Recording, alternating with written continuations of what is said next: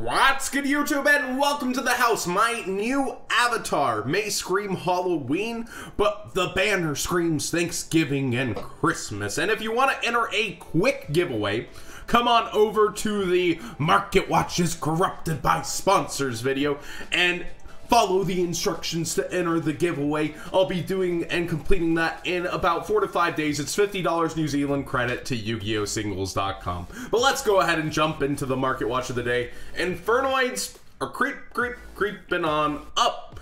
We see the market price of Decatron's not much above. It's fluctuated $5 to $6 over and over and over. But we come over and look at some other cards, and we just notice every single card is a bit above its market price. We see Pirmaias, it doesn't have a reprint. Why not $4 instead of $3.50? Deviati, you know, of course it's not going to beat its market price because it's used to be $20, so it holds this high standard. The Battle of Legends reprint crushed that. You can actually pick up first set originals for under $1. People don't care that much about which version they're playing. Ulti Anunku, we see, is actually at around $6 versus a market price of $3 for the first Ed Ulti playset, but there's only 12 total prices. It looks like the Infernoids keep getting hit for buyouts. Harmadic, most notably, is cheapest at almost $5 versus a market price of $3.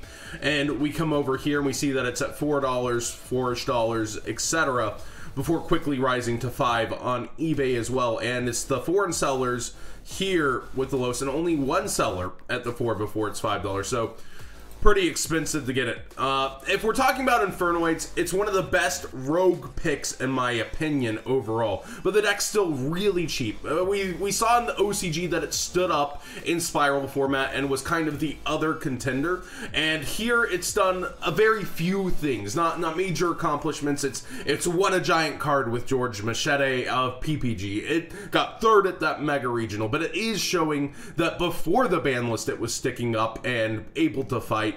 I think 40 card variants of this are just fine. We also see Void Vanishment starting to rise as well, a card that doesn't have a reprint. It's funny, a while back I think VCTRFS and Robbie Cole showed this on the same day, and I just kind of stared and was like, let's watch where this goes. I know that it's going to go up eventually, but I wanted to see how much, and it really hasn't rocketed anywhere, but it has started to disappear off the market. We see it $5 here, but so many copies on TCG Player overall. Actually, it's just one page. It's not that many. And we come over here to eBay, and there's only 14 listings, and it starts at $6.35.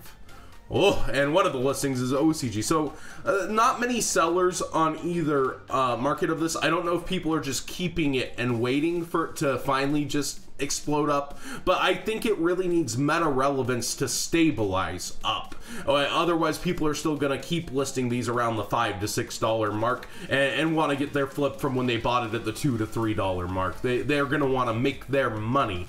But overall, this is kind of the hardest card to get for Infernoids, and it's a great card, and it's up there for that reason. But Decatron similar, I feel like it'll kind of tie itself to Decatron's price because it has no reprint, even though it's, you know, from core. It's $5, $6, the same kind of fluctuation I think we'll see for Void Banishment. We come over to Raigekis and Dark Magician Girl of Legendaries Collections Yu-Gi World 3, and both are kind of just up there ridiculous. The lowest is 18 for the Unlimbs from Yugi's World. It's been this way for a while. I just wanted to show you a card. Yeah, you might have some money if you've been collecting those Dark Magician Girls. You might want to trade it out for other kinds of Dark Magician Girls, etc. But the Raigekis is the most notable thing here, actually slamming up to $29 versus a market price of $24. So we start investigating, and we look and see that, oh, it's $28 on eBay as well. It's actually just starting to get up there. Raigekis over time were naturally just going to get harder and harder to get, but a market price of $150 for the Retro Pack 1. All right, we can live with that. That's the highest rarity in a lot of senses. We see the anti-Raigeki 150 lowest near mint. This is the kind of stuff that makes me consider going into the vault and selling my cool cards like this, and somehow a market price of 63. So these are somewhere actually selling for ridiculous prices. All right, we continue on.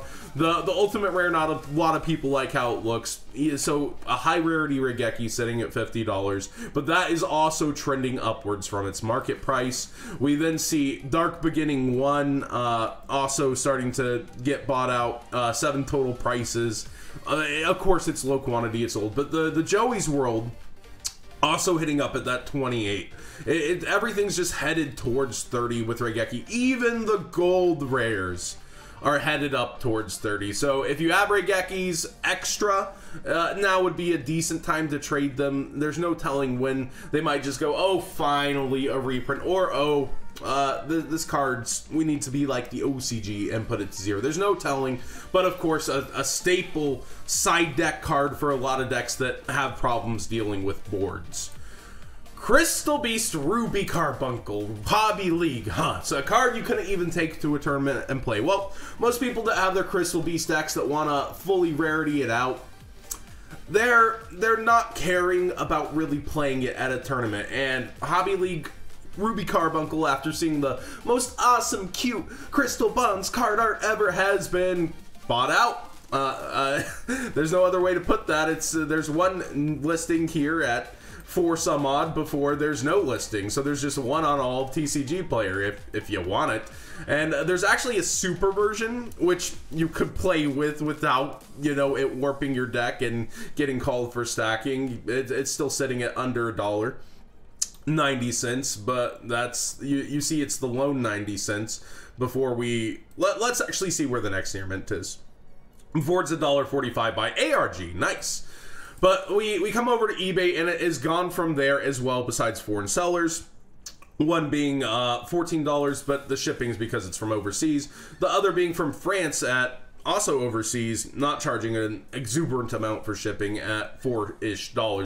Basically just gone from the market because it's a Crystal Beast card, and people finally decided, hey, I want that. It's cute. I might make some money off that, etc. That's where it all went. And we go and look at the rest. It's actually surprising. A lot of the moderately play/light plays of the Ultimate Rare Crystal Beast have sold. And we see even with the Ultimate Rares here, $42, 42 on Crystal Beast Topaz Tiger, one of the less played ones that you don't even have to really play necessarily. It's just crazy. And then we see $35 on the DT still being the lowest near mint. Oh, that's DTP1. That makes way more sense. DTP1 is the super hard to get version, the preview version. Let's find the DT if we can't. Do they have DT? Yeah, DT01, very easy to get now. $3. Remember, it was also ridiculous. Still only 6 total prices, but it looks like Sanity has returned on the regular DT version. Thank gosh, because I think it still hasn't returned its Sanity on eBay, if I'm mistaken, but $60 lowest for Topaz Tiger over here on eBay, so it's actually cheaper at the 40 mark on TCG.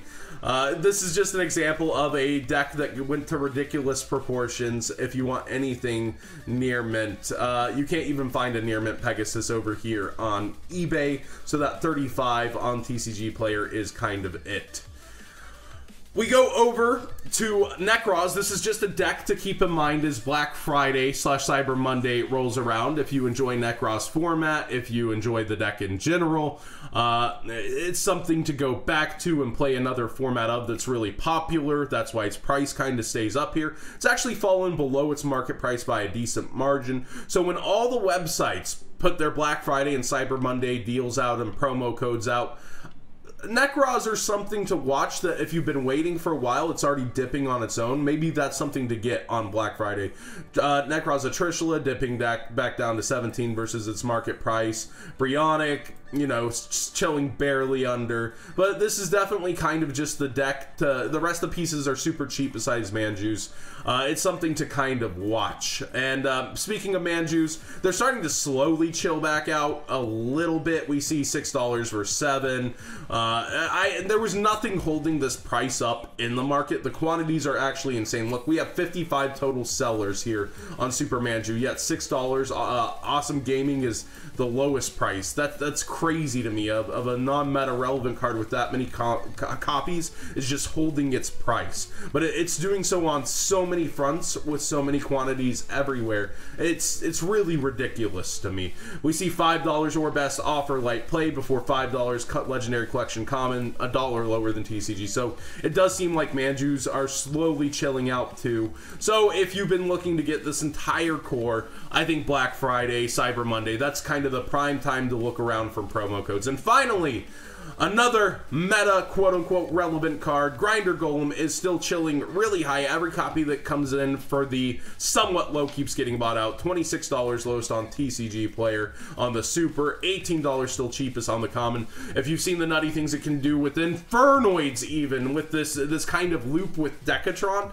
it is just insane. If you don't have something to stop this Grinder Golem madness, it goes off on you really hard. Oxshik bounces. You make Oxshik with the Grinder Golem tokens by making 2 Link Spiders. Yes, this dedicates a lot of extra deck space, but Grinder Golem is even searchable from your deck with that Dark Contractor. I forget what exactly the card is carded. It's from the movie pack, but we come over to eBay. And the cheapest ones are actually common at 17, also accepting best offer. And then you see from Canada, if you want to take a little time, $18 on a Super. That's almost $6 cheaper than the Super. This will probably be gone in a couple minutes after Market Watch maybe, but it definitely seems like the Supers are much cheaper over here on eBay overall, next being 19. So just the card that's fluctuating a lot, has a lot of hype behind it from its OCG combos. We'll see if it even once we need Security Dragon for it to be really good over here. Konami even pushed it in the OCG and articles showing off what it could do with Security Dragon and Oxshik. It's going to be really good with the Jack Knights as well. It's kind of what even makes that deck. Overall, though, I feel like it's either going to get hit or we're not going to get Security Dragon in time to make it relevant. Those are my 2 thoughts on Grinder Golem. So thanks for watching today, guys. What did you think of today's Market Watch? Infernoids creeping, Raigekis creeping, Crystal Beast exploding. It's definitely an interesting look at the weekend Market Watch, but do you think Infernoids are a real contender? Do you think that they can do it? That they can push through and maybe surprise a big event like YCS San Diego? Or are they just, you know, a sleeper deck to be slept on? Thanks for watching, guys.